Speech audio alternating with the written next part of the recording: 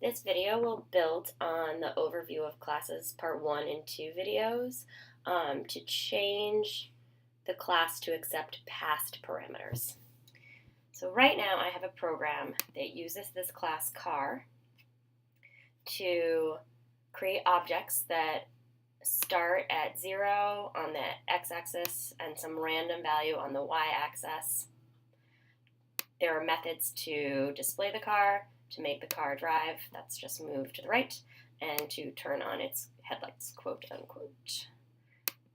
So here in the main tab, I've made 3 car objects. I'm calling the display and drive methods on each of them, and then if I'm pressing the mouse, the lights of the cars will come on.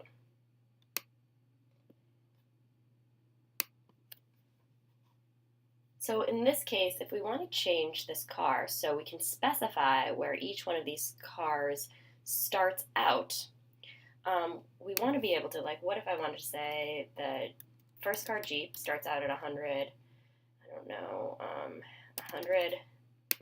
The second car starts out at 100, 300, and the last car, we'll give them a slight advantage, 150, and 400.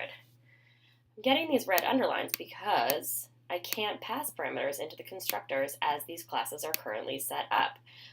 Right now, I get the error, the constructor car int, int does not exist. And if I click over, I can see that that's true. My constructor right now doesn't take any passed parameters in here. I want to be able to change the constructor to take in passed parameters and assign those values to these class objects. So the first thing I'm going to do is delete this, and this, and this. Oh, actually, I'll leave the color for just the moment. So I just want to take in x and y. So I want, instead of x being equal to 0, I want it to be equal to whatever I pass in as the first parameter here, and what instead of y being random on the y-axis, I want it to be whatever I pass in as the second parameter here. So the way I'm going to do this is I need to create 2 variables here, and they're going to be local just to the constructor, only accessible inside the constructor.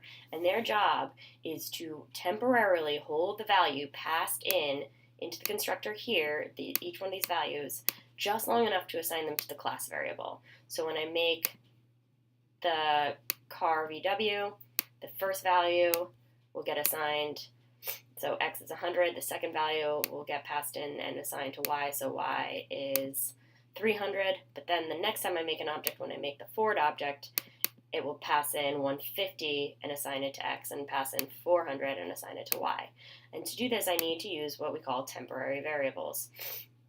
They only exist long enough to assign the class variable to the value that they are holding that has been passed in when the object was declared and initialized, just those initial values.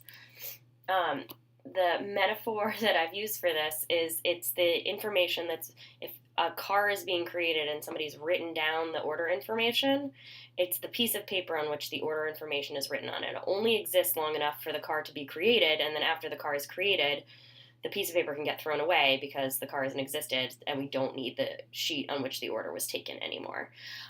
So conventionally, well, first of all, the data types need to be the same as the data types of the class variables. So both, in this case, it'll both be float.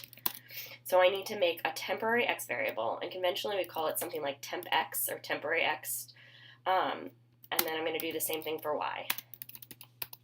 So I have temp x and temp y.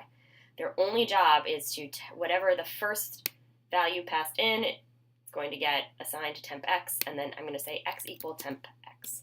It's very important that the class variable equals the temporary variable, not the other way around. Just like when we have written programs before, we say x equals 100, not 100 equals x. I'm going to do the same thing for temp y. So now, if I click back over to the car example, I can see those red squiggly lines have gone away because now the constructors all are expecting to take in 2 passed parameters.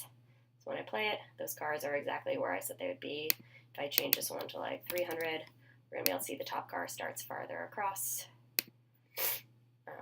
Change it back to, I'll change this one to 0. You can see it starts way over at this side again. it's not limited to the location. What if I wanted to say these cars, instead of all being blue, also took in a color? So again, if I'm using a color variable, I need to use the alphanumeric code. So I'm going to pass in this gray color for the top car. Where's my color selector? Lost it.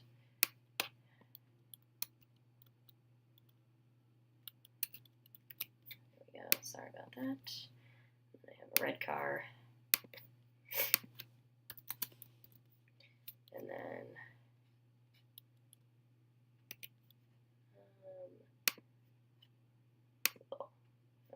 why not a purple car? Seems fine to me. Purple car. And again, I'm getting that red squiggly line. The constructor car in int does not exist. It's not, the last one isn't an integer variable, but it's saying it doesn't have a constructor that takes 3 parameters. In existence, cars doesn't take 3 parameters, it only takes 2 parameters. So here, I need to add one more temporary variable. Take a moment to think, what is going to be the data type? Did you guess color? If so, you are right. It needs to be the same as the class variable. So I'm going to say color tempc, and then here I'm going to set the color variable to tempc. So now wherever C is used in the first car, it'll be assigned to gray.